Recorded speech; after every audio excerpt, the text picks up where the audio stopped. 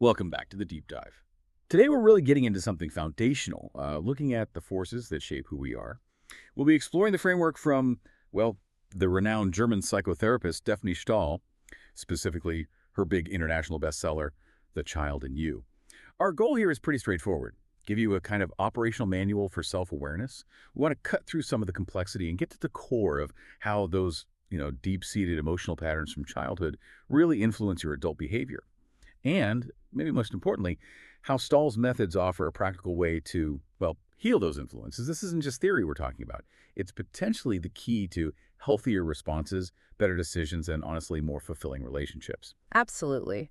And to really dive in, we first need to get clear on the central idea, the inner child. Now, it's a term people hear a lot, but Stahl uses it very specifically. It's that crucial, often subconscious part of your psyche. It basically holds all your emotional history, every feeling, every memory, every response that developed way back in your early years. It's a mix, really, both the hurts and the potential. Right. So we tend to think our adult actions are purely logical, coming from our mature selves. But you're saying this inner child is almost like an underlying emotional operating system, something that shapes our reactions, especially under pressure. That's a great way to put it, an operating system.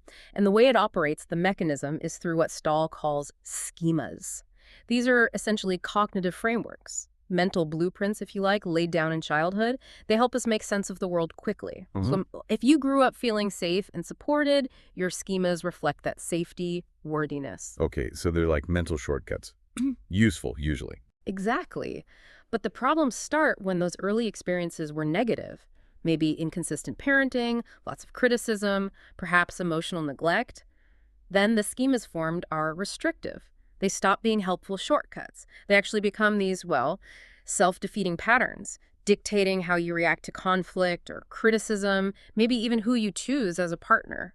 This is where Stahl gets really specific, right? Yeah. Can you give us an example, maybe one that's not immediately obvious, like feeling inadequate, something a bit subtler? Oh, definitely. A really interesting one, often quite surprising for people, is what she might call the helper schema. You know those people, maybe you are one, who are constantly putting everyone else's needs first, sometimes to the point of complete burnout. Yeah, the chronic people pleasers. Exactly. Now, on the surface, it looks selfless, admirable even, but the schema underneath is often rooted in a childhood where maybe the child learned that helping got them positive attention. They felt needed, perhaps, but not necessarily loved just for being themselves, unconditionally. Ah, okay. So the connection wasn't just love. It was love because they were useful. Precisely. So as an adult, the subconscious logic kicks in. If I stop being helpful, I'll be abandoned or I won't be worthy, and the behavior follows.